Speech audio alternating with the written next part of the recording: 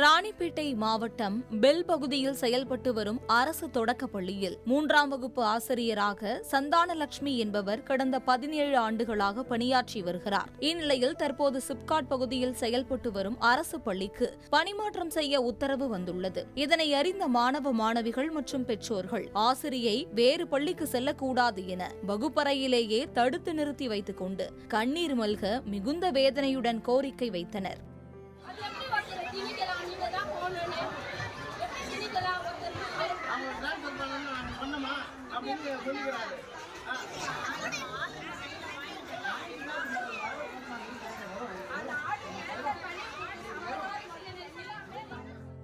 ஆசிரியை சந்தானலட்சுமியை கனத்த இதயத்துடன் கட்டிப்பிடித்துக் கொண்டு கதறி கதறி எழுத பிஞ்சு மாணவர்கள் நீங்க இங்கேயே இருக்கணும் என கண்ணீர் வடித்தனர். இதனை தாங்க முடியாத ஆசிரியையும் அழக்கூடாது என குழந்தைகளை அணைத்தபடி ஆறுதல் கூறியது சுற்றியிருந்த அனைவரையும் கண்ணீர் கடலில் தத்தளிக்க வைத்தது.